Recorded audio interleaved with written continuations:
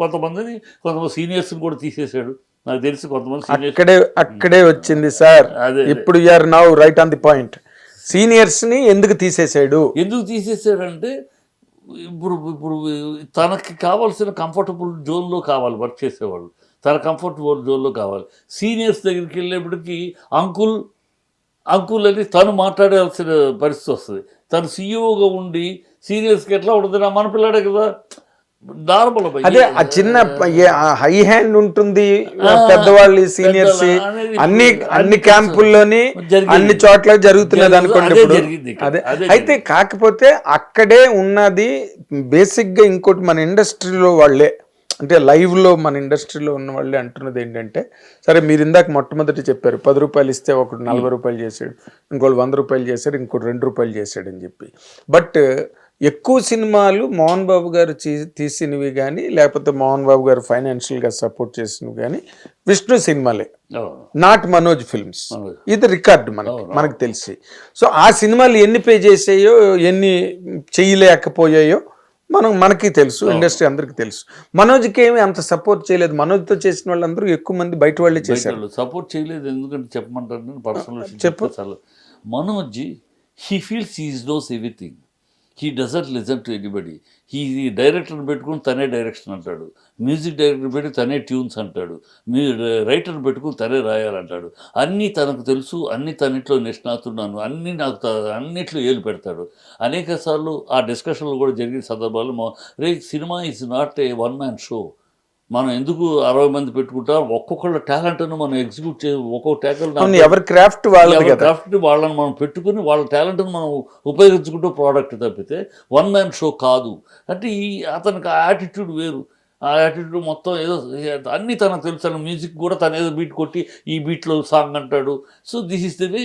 So ఈ let him do whatever he like. మీరు చాలా బయాస్డ్ అయిపోయారేమో అని అనుకుంటున్నాను, ఎందుకంటే ఇందాక నుంచి మీరు విష్ణునే సపోర్ట్ చేస్తూ మనోజ్ని అసలు మనోజ్ అన్నవాడు కంప్లీట్ గా వేస్ట్ వరస్ట్ అన్న యాంగిల్లోనే మీరు మాట్లాడుతున్న బయాస్ అయిపోయారేమో మీరు అనిపిస్తుంది. కరెక్ట్, ఖచ్చితంగా బయాస్ కాదు. ఇదే మనోజ్ నేను మెచ్చుకున్న సందర్భాలు గతంలో పెళ్లికి ముందు వరకు. అంటే పెళ్లికి ముందు వరకు మీరు అంత స్పష్టంగా అంటున్నారు అంటే అమ్మాయి వచ్చి కంప్లీట్ గా మార్చేసిందా మనోజ్ వైఫ్? ఆ అమ్మాయి కుటుంబ సభ్యులు నాకు తెలియదు, కానీ పెళ్లికి ముందు విష్ణు ఎంతో అలాగే ఉండేవాడు. మనోజ్ కూడా అదే డిసిప్లైన్, అదే విషయం, అదే పద్ధతులు. మోహన్ బాబు ఎలా డిసిప్లైన్గా పెరిగాడు ఒకటి ఉంటుంది. ఒక ఎగ్జాంపుల్, ఒక్కొక్క మనిషికి 2 కోణాలు ఉంటాయి. మోహన్ బాబు అనే వ్యక్తి ఒక సెలబ్రిటీ అయ్యాడు. సెలబ్రిటీ అవ్వటానికి ఎన్ని మెట్లు ఎక్కాడు, ఎన్ని అవరోధాలు అడ్డుకుని ఎదిరాడు, ఎన్ని అడ్డంకులు ఎదుర్కొంటూ వెళ్ళాడు, ఎలా కింద పడి ఎలా పైకి లెగిశాడు, ఆ జర్నీ ఏంటి అనే దాన్ని స్ఫూర్తిగా తీసుకునే ఒకళ్ళైతే, ఆ సెలబ్రిటీ అయినాక ఆయన స్టేటస్లో బతికింది ఒకళ్ళు స్ఫూర్తిగా తీసుకుంటారు. ఇక్కడ జరిగింది ఏంటంటే ఈ మొదటి నుంచి ప్రయాణం విష్ణు తీసుకున్నాడు, స్టేటస్ వచ్చిన తర్వాత దగ్గర నుంచి మనోజ్ తీసుకున్నాడు. ఇది డిఫరెన్స్, ఇది జరిగిన డిఫరెన్స్. ఇది క్లియర్. నేను నా అనుభవంలో మాకు 45 ఏళ్ళుగా మోహన్ బాబుతో నాకున్న ప్రయాణంలో, మోహన్ బాబు ఫస్ట్ నాకు పరిచయం అల్లూరి సీతారామరాజులో పెళ్లి కొడుకుగా వేసిన రోజు. అది మీ నాన్నగారే కదా డైలాగులు మొత్తం. నేను దానికి వేసాను. అప్పటి నుంచి జర్నీ. అప్పుడు అంతకుముందు పరిచయం, అంతకుముందు తను నేను స్కూల్లో క్యాథలిక్ స్కూల్లో 4వ క్లాస్ చదువుతుంటే స్కూల్ డ్రిల్ మాస్టర్. అవునా? అప్పటికి అంత పరిచయం లేకపోయినా అసిస్టెంట్ డైరెక్టర్గా ఫస్ట్ పరిచయం, ఆ సినిమా ఫీల్డ్ పరిచయంగా అది. అక్కడ నుంచి చూస్తున్నాను. నన్ను డైరెక్టర్ చేసింది మోహన్ బాబు. అర్ధరాత్రి నాకే తెలియదు నేను డైరెక్టర్ అవుతానని, అంతవరకు తెలియదు. సడన్గా 10:30 ఫోన్ చేసి రారా అన్నాడు. బాబురావుతో వెళ్తే ఏంటంటే బాబురావు అడ్డు ఏంటంటే మోహన్ బాబు నేను డైరెక్ట్ చేయమన్నారు, ఏం చేయమంటావు అని చెప్పారు. అట్లా అలా బంధం. మళ్ళీ పోట్లాడుకున్నామా, చాలాసార్లు పోట్లాడుకోవడం తెలుసుకున్నా, చాలా నాకు తెలుసు కదా, అలా పోట్లాడుకున్నాం. బట్ అతను అందుకనే పలుకులో పటుత్వం, మనసులో మృదుత్వం మోహన్ బాబు, అది నాకు తెలుసు. అందువల్ల ఆ జర్నీ చూశాను. ఆ జర్నీలో మొత్తం చూసుకుంటూ రాబట్టే ఈ నిర్ణయం. ఇప్పుడు ఆయన మీద అసలు డిబేట్ లేదండి, మోహన్ బాబు గారి మీద డిబేట్. ఆ జర్నీలో ఈ పిల్లలు తీసుకున్న పార్శ్వాలు ఇవి అన్ని చూశారు, ఆ పార్శ్వాలు చూశారు. దాన్ని బట్టి చెప్తున్నా. అదే నాకు బయాస్ అనేది. ఎందుకంటే మోహన్ బాబు బిడ్డలు అందరూ నా బిడ్డలాగా నాకు సమానమే. ఆ ముగ్గురు అంకులైనా మాట్లాడతారు ప్రేమ. కానీ ఇంకొక మాట మా విష్ణు రాసిన లెటర్లో, నేను ఎప్పుడు నాకు ఆస్తుల మీద నాకు ఎటువంటి ఆశ లేదు, నేను కుటుంబం తాలూకు పరువుని మర్యాద కాపాడడానికి నేను ఎప్పుడు ట్రై చేసాను తప్పితే నేనేమో వాళ్ళలాగా నేను పరువులు తీయలేదు అన్న మాట ఏదో ఆ సౌండ్ వచ్చేటట్టుగా లెటర్లో ఉంది. ఓ 2 వాక్యాలు. అంటే విష్ణు అంటే ఎప్పుడు మనం పర్సనల్గా మాట్లాడుకుంటే అంటే ఎవరు ఏమనుకుంటారు ఈ మాట వల్ల అన్నది ఒక్క క్షణం ఈ నిమిషంలోనైనా మర్చిపోతే, ప్రతిదీ కూడా ఏ రోజున మనోజ్ బయటకు వచ్చి మాట్లాడింది లేదు, హైప్గా మాట్లాడింది లేదు, హైపర్గా మాట్లాడింది లేదు. మేము మోహన్ బాబు గారి పిల్లలు మేము అన్ని మనోజ్ ఎప్పుడు మాట్లాడలే. సరే లక్ష్మీ ప్రసన్న తన పద్ధతిలో తను వేరే ట్రాక్. బట్ విష్ణు మాట్లాడేది అయితే ఎప్పుడు మీరు ఇందాక చెప్పిందంతా కూడా చాలా హైప్గా ఉంటుంది, చాలా హైప్. అంటే విష్ణు మాట్లాడితే అందుకే విష్ణు చాలా సార్లు ఎక్కువ ట్రోలింగ్కి గురైంది కూడా అదే కారణం కదా. ఇప్పుడు మీరు ఇందాక మీరు చెప్పిన ఆ షేరింగ్ కరెక్ట్ కాదేమో.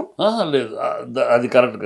అది వేరు. ఇక్కడ ఎట్లా అంటే ప్రొఫెషన్ వచ్చే సినిమా వచ్చేటప్పటికి ఎందుకని బిగినింగ్లో లేదు. డి సినిమాలప్పుడు ఇలా మాట్లాడా లేదు. ఎందుకు మాట్లాడాల్సి వచ్చింది తన ఆ హైప్కి ఎందుకు వెళ్ళాల్సి వచ్చింది? మా ఎలక్షన్స్ తర్వాత తను అనేక ట్రోల్స్కి ఎఫెక్ట్ అయ్యాడు.